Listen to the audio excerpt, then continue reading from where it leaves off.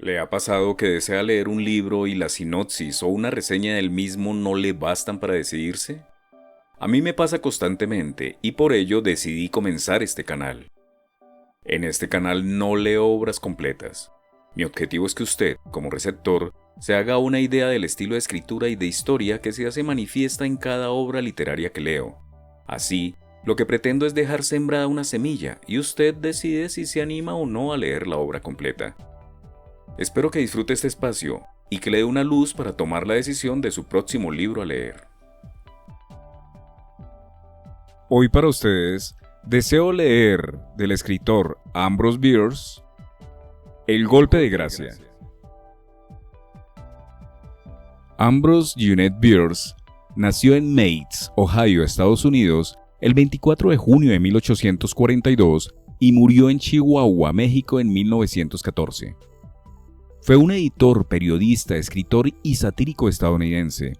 Escribió el cuento An Occurrence at Owl Creek Bridge, el incidente del puente del búho, y compiló el léxico satírico El Diccionario del Diablo. Su vehemencia como crítico y su visión sardónica de la naturaleza humana que mostró su trabajo le ganó el apodo de Bitter Bierce, el amargo Bierce. Bierce empleó un estilo distintivo de escritura, especialmente en sus historias. Su estilo a menudo abarca un comienzo abrupto, imágenes oscuras, vagas referencias al tiempo, descripciones limitadas, eventos imposibles y el tema de la guerra. En 1913, Bierce viajó a México para adquirir experiencia de primera mano de la Revolución Mexicana. Se rumoreaba que viajaba con tropas rebeldes y no se le volvió a ver. Y ahora, sin más preámbulos, del escritor estadounidense Ambrose Bierce, El golpe de gracia. Espero lo disfruten. La batalla había sido violenta y continuada. Todos los sentidos lo confirmaban. El sabor mismo del combate estaba en el aire. Ahora, todo había acabado. Solo quedaba socorrer a los heridos y enterrar a los muertos. Asearlo un poco, como dijo el bromista de un pelotón de enterramiento. Hacía falta una buena cantidad de aseo. Hasta donde alcanzaba la vista, entre los bosques y bajo los árboles astillados, se extendían restos de hombres y caballos. Por entre ellos, se movían los camilleros recogiendo y llevándose a los pocos que mostraban señales de vida.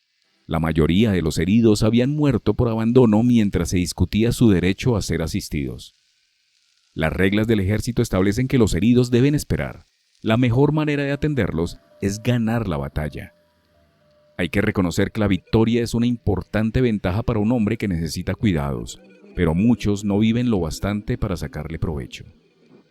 Los muertos se recogieron en grupos de 12 a 20 y se situaron uno junto al otro en hileras mientras se cavaban las fosas que iban a recibirlos.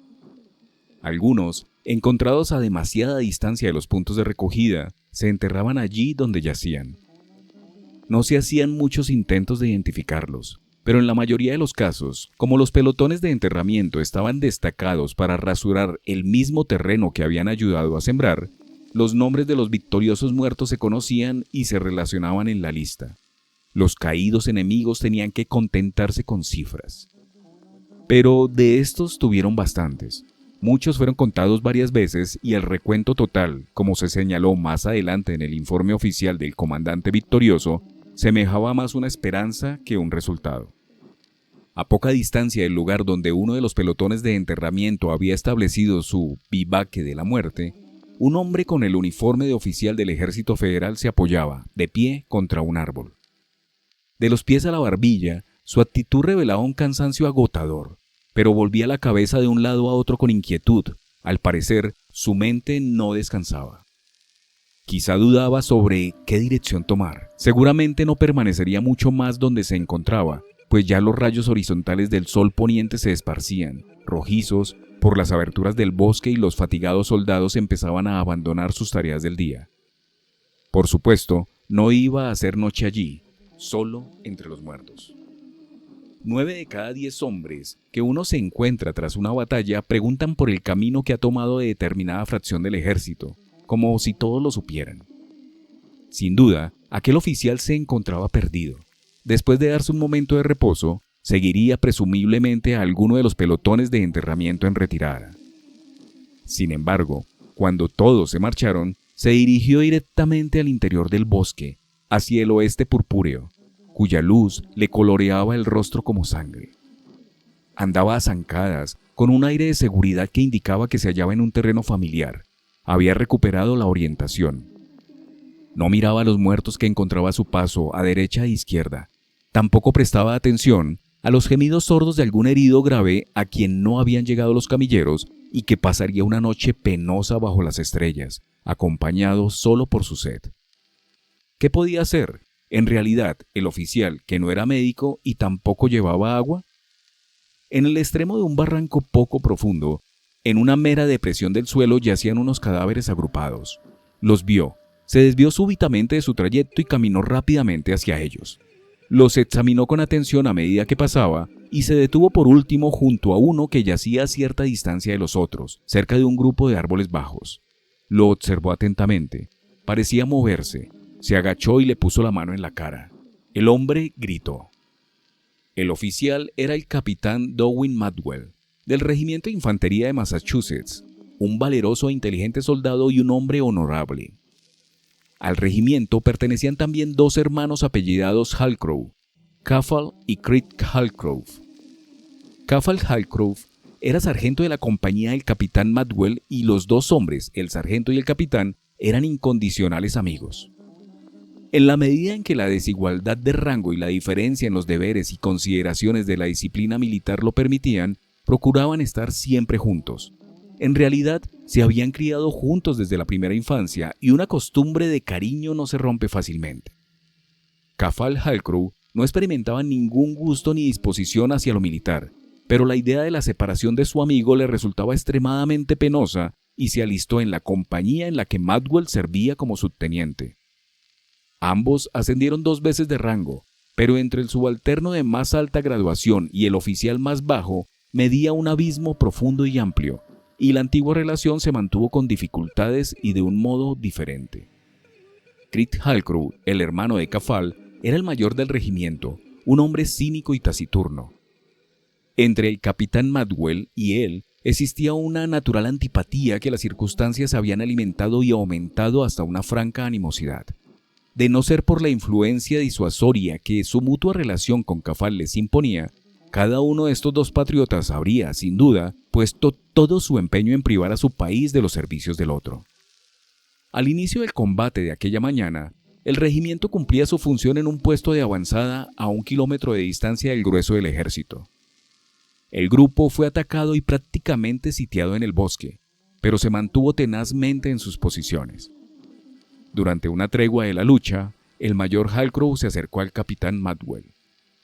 Tras intercambiar el saludo reglamentario, el mayor dijo: «Capitán, el coronel ordena que conduzca usted a su compañía hasta la cabeza de ese barranco y mantenga allí su posición hasta nueva orden. No hace falta que le informe del peligro que implica esta maniobra, pero si lo desea, supongo que puede usted delegar el mando de su compañía en su teniente. No he recibido ninguna orden que autorice esa sustitución. Es una mera sugerencia mía de carácter no oficial». Ante este mortal insulto, el capitán Madwell replicó con frialdad: «Señor, lo invito a acompañarnos en la maniobra. Un oficial a caballo constituiría un excelente blanco, y desde hace largo tiempo mantengo la opinión de que sería una gran ventaja que se hallara usted muerto». El arte de la réplica se cultivaba en los círculos militares ya en la temprana fecha de 1862. Si le gusta lo que está escuchando, no deje de hacer clic en me gusta, suscribirse a mi canal y compartirlo con aquellas personas a quienes usted considere también les pueda interesar. Continuemos. Media hora más tarde, la compañía del capitán Madwell fue expulsada de su posición en la cabeza del barranco tras haber perdido a 1/3 de sus hombres. Entre los caídos figuraba el sargento Halcrow. El regimiento fue poco después obligado a retroceder hasta la primera línea de batalla, y al final del combate se encontraba a kilómetros de distancia. Ahora, de pie, el capitán estaba al lado de su subordinado y amigo. El sargento Halcrow había sido herido mortalmente. Su uniforme desarreglado parecía haber sido rasgado violentamente y dejaba ver el vientre al aire. Algunos botones de su chaqueta habían sido arrancados y estaban en el suelo, a su lado, junto a otros jirones de su ropa, desparramados por todas partes. El cinturón de cuero estaba roto y parecía haber sido arrastrado por debajo del cuerpo una vez caído. No había mucha efusión de sangre. La única herida visible era un ancho e irregular agujero en el vientre. Estaba sucio de tierra y hojas secas. De él sobresalió un pedazo del intestino delgado. El capitán McDowell no había visto una herida así en toda su experiencia de la guerra. No conseguía imaginar cómo se la habían hecho, ni explicar las otras circunstancias concurrentes. El extraño desgarro del uniforme, el cinturón partido, la piel blanda manchada con la tierra. Se arrodilló y lo examinó más cuidadosamente. Cuando se incorporó, volvió los ojos en diferentes direcciones como si buscara un enemigo. A 50 metros, en la cima de una colina baja cubierta por unos pocos árboles, observó varias formas oscuras moviéndose entre los cadáveres. Era una piara de cerdos salvajes. Uno estaba de espaldas con el lomo muy alzado. Tenía las patas delanteras sobre un cuerpo humano y la cabeza, inclinada, era invisible. El borde cerdoso del espinazo se recortaba negro sobre el poniente rojo. El capitán McDowell apartó los ojos y los fijó nuevamente sobre la cosa que antes había sido su amigo. El hombre que había padecido aquellas monstruosas mutilaciones se encontraba vivo. A intervalos movía las piernas, gemía en cada respiración. Miraba fijamente, sin expresión, el rostro de su amigo y gritaba si éste lo tocaba. En su tremenda agonía, había arañado el suelo sobre el que yacía y entre los puños apretados tenía hojas, ramas y tierra. No podía articular el habla y resultaba imposible saber si era sensible a otra cosa excepto su olor. La expresión de su rostro era de súplica. La de sus ojos, un profundo ruego. ¿De qué? No había posible mala interpretación de aquella mirada. El capitán la había visto demasiado a menudo en los ojos de aquellos cuyos labios conservaban todavía la fuerza necesaria para formular la súplica de la muerte. Consciente o inconscientemente, aquel retorcido resto de humanidad, aquella representación suprema del más agudo dolor, aquel híbrido de hombre y animal, aquel humilde antiheroico Prometeo, imploraba cualquier cosa, todo, el absoluto no ser para el regalo del abandono, del olvido. Aquella encarnación del sufrimiento dirigía su silente plegaria a la tierra y al cielo, a los árboles, al hombre, a todo lo que alguna vez tuvo forma en los sentidos o la conciencia. ¿Qué imploraba entonces? Lo que concedemos incluso a la criatura más miserable sin conciencia suficiente para pedirlo, y negamos solo a los desgraciados de nuestra propia raza, la bendición de la liberación, el rito de la suprema compasión, el coup de grâce. El capitán McDowell pronunció el nombre de su amigo. Lo repitió una y otra vez, sin ningún efecto, hasta que la emoción le bloqueó el habla. Las lágrimas le cegaron y salpicaron el lívido rostro situado bajo el suyo. No veía nada más que una silueta desdibujada y móvil, pero los gemidos eran cada vez más nítidos y a intervalos más breves los interrumpían agudos gritos. Se dio la vuelta, se golpeó la frente con el puño y se alejó a grandes pasos. Los cerdos lo vieron, alzaron sus hocicos enrojecidos, lo miraron un instante con desconfianza y con un malhumorado gruñido colectivo echaron a correr y desaparecieron. Un caballo, con una pata delantera astillada por un obús, levantó la cabeza del suelo y relinchó lastimosamente. McDowell avanzó unos pasos, sacó su revólver y disparó entre los dos ojos al pobre animal. Observó con interés su lucha con la muerte, que contrariamente a lo que había supuesto, fue violenta y prolongada, pero al final cayó inmóvil. Los tensos músculos de los belfos, que habían descubierto los dientes y un horrible rictus, se relajaron. El definido y nítido perfil adquirió una expresión de profunda paz y reposo. Hacia el oeste, sobre la distante colina de escasa arboleda, la franja de fuego del crepúsculo se consumía ya casi a sí misma. La luz palidecía sobre los troncos de los árboles, tomando un gris débil. Las sombras cubrían sus copas como grandes pájaros oscuros allí posados. La noche se acercaba entre el capitán McDowell y el campamento se extendía kilómetros y kilómetros de bosque hechizado. Sin embargo, todavía permanecía allí, de pie junto al animal muerto, en apariencia fuera del sentido de todo lo que le rodeaba. Tenía los ojos fijos en el suelo, a sus pies. La mano izquierda le colgaba al costado y con la derecha todavía sujetaba la pistola. Bruscamente levantó la cabeza, la volvió hacia su amigo moribundo y se acercó rápidamente a él. Puso una rodilla en el suelo, armó el revólver, colocó la boca del cañón sobre la frente del hombre, apretó el gatillo. No hubo estampido. Había gastado su último cartucho con el caballo. El moribundo gimió y sus labios se movieron convulsivamente. De ellos brotó una espuma con un tinte de sangre. El capitán Madwell se puso de pie y sacó su espada de la vaina. Repasó su filo con los dedos de la mano izquierda desde la empuñadura hasta la punta. Luego la sostuvo en línea recta delante de él, como para probar sus nervios. No hubo ningún temblor en la hoja de la espada. Reflejaba un rayo de luz desolada, firme y certero. Se inclinó y arrancó con la mano izquierda la camisa del agonizante. Se levantó y colocó la punta de la espada exactamente sobre su corazón. Esta vez no apartó los ojos. Agarró la empuñadura de la espada con las dos manos y la empujó hacia adentro con toda su fuerza y todo su peso. La hoja se hundió en el cuerpo del hombre y después en la tierra a través de su cuerpo. El capitán Madwell estuvo a punto de caer hacia adelante sobre el propio trabajo que acababa de hacer. El moribundo alzó las rodillas, se llevó el brazo al pecho y aferró el acero tan fuertemente que le blanquearon los nudillos de la mano. La herida se ensanchó por el violento pero inútil esfuerzo de arrancar la espada, y un riachuelo de sangre brotó y corrió sinuosamente, deslizándose sobre las ropas desordenadas.